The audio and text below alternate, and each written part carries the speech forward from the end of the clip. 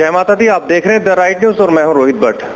जैसा कि आप सब लोग जानते हैं कि कल हमने एक रात को एक न्यूज चलाई थी जिसमें हमने ये बोला था कि एक रूमर्स ऑडियो के शेप में मार्केट में सब जगह शेयर किए जा रहे थे रिगार्डिंग जो इश्यू था रिलीफ को होल्ड किया गया, बट उसमें कुछ सच्चाइयां थी जो हमने बताई। और उसके बाद बहुत शुक्रिया अदा करना चाहूँगा मैं हमारी कम्युनिटी मेंबर्स का जिन्होंने हम पे ट्रस्ट किया और उस चीज़ को माने, एक्सेप्ट किया। हालांकि उसी सिलसिले में आज हम आपकी मुलाकात कराने जा रहे हैं हमारे रिलीफ कमिश्नर पंटा साहब से और इनसे जानेंगे उस फैक्ट के बारे में, सच्चाई के बारे में। देखिए, ये एक केस था पुराना, एक कॉन्ट्रैक्टर ने किया हुआ था केस। ये लगभग 2004 से ये केस चल रहा है। तो उसमें हमने हाई कोर्ट में दो उसकी रिट पिटीशंस है, हाई कोर्ट में हमने उन दोनों का स्टे लिया हुआ है। तो उसमें क्या किया, अब उसने लोअर कोर्ट में एक और एप्लीकेशन फाइल की थी जिसमें जज ने ये बोला था ट्रेजरी ऑफिसर तलात लो को कि आप इनकी पेमेंट कर दो। तो ट्रेजरी ऑफिसर ने ये बोला कि मैं पेमेंट नहीं कर सकता।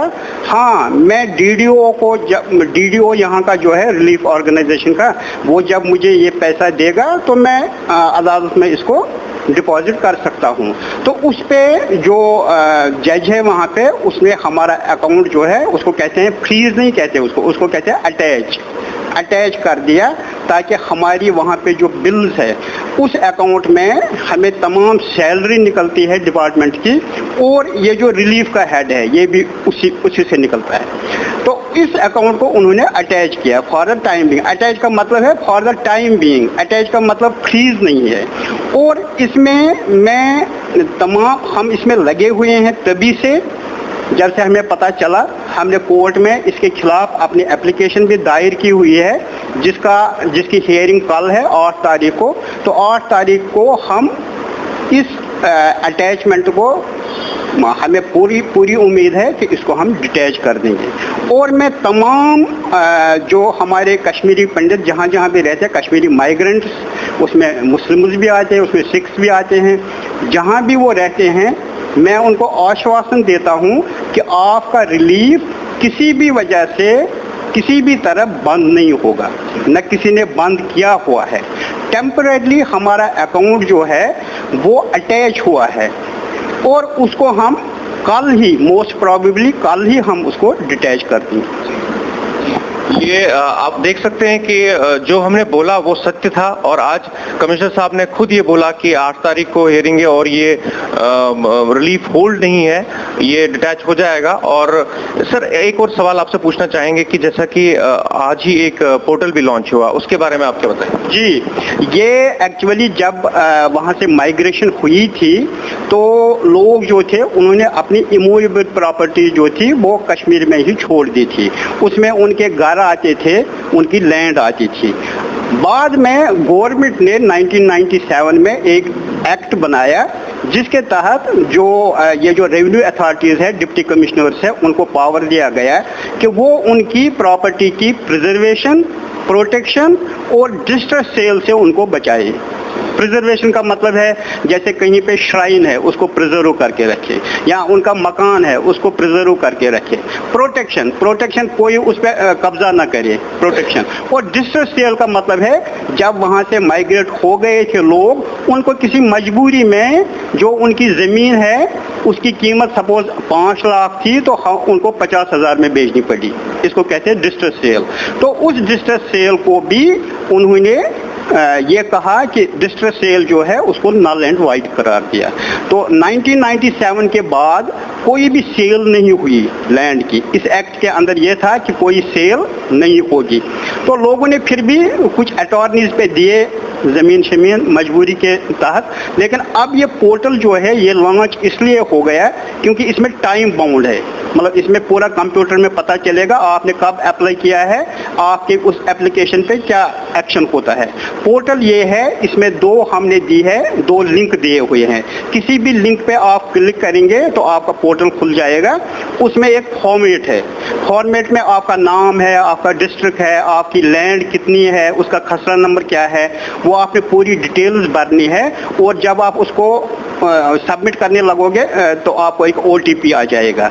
OTP के बाद आपकी ID जनरेट हो जाएगी, वो आपकी एप्लीकेशन की परमानेंट आईडी बन जाएगी। आपको कभी भी आप वो आईडी खोल सकते हो और अपने एप्लीकेशन का स्टेटस आप देख सकते हो डिजिटली। अच्छा, जो ही आपने एप्लीकेशन सबमिट की, तो सपोज आप डिस्ट्रिक्ट अनंतनाग के हैं, तो वो सीधी जाएगी एप्लीकेशन DC अनंतनाग के पास, ठीक है ना।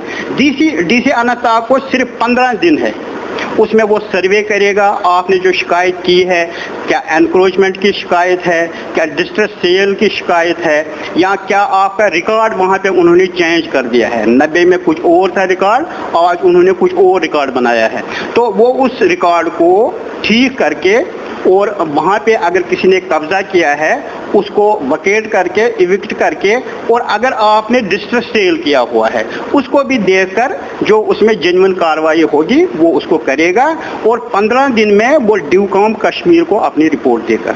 हमारा उसमें रोल ये है कि हमारा उसमें हम सुपर एडमिन है, उसमें सुपर एडमिन जो है रिलीफ कमिश्नर है।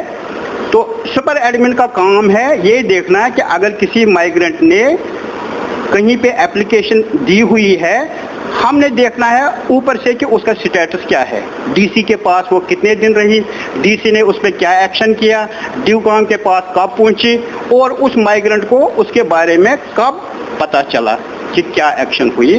तो वो पूरा हम ऊपर से मॉनिटर करेंगे, और ऊपर से जिस किसी माइग्रेंट को भी इसमें कोई क्वायरी होगी वो हमें पूछ सकता है। उसमें हमने अपने लैंडलाइन नंबर दिए हुए नीचे, वो किसी भी टाइम हमें कॉल कर सकते हैं। अच्छा, एक और बात मैं बताऊं कि अभी हमने आज ही लॉन्च किया पोर्टल, और अब तक हमें 854, you will not believe, 854 complaints आई हुई है, 854 आई हुई है। देख सकते हैं आप, मैं दर्शकों को ये बताना चाहूंगा कि जो हमें फॉलो करते हैं, TRN को फॉलो करते हैं, इतने एनर्जेटिक रिलीफ कमिश्नर हैं जिन्होंने आते ही एक्शन लिया, आते ही इन्होंने कार्रवाइयां स्टार्ट की। सर, एक इम्पोर्टेंट सवाल आपसे ये भी पूछा जाएगा कि जैसे कि बहुत सारी ऐसी फैमिलीज हैं जो नीडी फैमिलीज हैं, जिनके पास जो रेंट पे रह रहे हैं, बड़ी मुश्किलों में रह रहे हैं, लेकिन कुछ ऐसी भी फैमिलीज हैं जिनके घर भी हैं और वो जगती में क्वार्टर्स में रह रहे हैं। वो बहुत बड़ी एक समस्या बन चुकी है, अभी तक उसका सोल्यूशन नहीं हुआ। सर, इसके बारे में आप क्या कहेंगे? ये प्रॉब्लम पहले से ही चल रही है। अब हमने गवर्नमेंट को एक प्रपोजल दिया हुआ है कि हमें 2000 क्वार्टर्स की और ज़रूरत है। अगर वो 2000 क्वार्टर्स पुरखों में हमारे पास ज़मीन है, अगर वो 2000 क्वार्टर्स हमारे पास बन जाते हैं तो हमें ये सारी प्रॉब्लम दूर हो जाएगी। जितने भी नीडी उसमें होंगे, खासकर हमारे टाइम पे जब भी हम अलॉटमेंट करेंगे, हम पूरा देखेंगे जितने भी नीडी होंगे उसमें हम उन्हीं को अलॉट करेंगे। और आपके उससे मीडियम से मैं तमाम जो कॉन्शियस लोग हैं, जो कॉन्शियस कश्मीरी पंडित है, उनको मैं अपील करना चाहता हूँ कि अगर वो समझते हैं कि मैं उनकी सेवा के लिए इधर आया हूँ डिपार्टमेंट में, तो वो अगर उनके मकान है, उनकी फ्लैट्स है, वो आकर खुद ही अपना क्वार्टर जो है उसको सरेंडर कर दे। बड़ी खुशी की बात होगी और एक एग्जाम्पल जाएगी।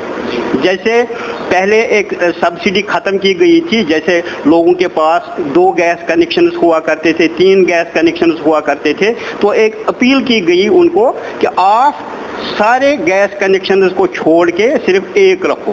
तो बहुत सारे, मुझे लगता है 90% लोगों ने ऐसा किया। इसी तरह अगर किसी के पास अपना मकान है और किसी के पास मकान नहीं है, रहने की जगह नहीं है, रिलीफ पे वो रेंट नहीं दे सकता है, उनकी बहुत बुरी कंडीशन है, तो हमें वो क्वार्टर वो उसकी चाबी दे दे, हम उन नीडी फैमिलीज को दे देंगे।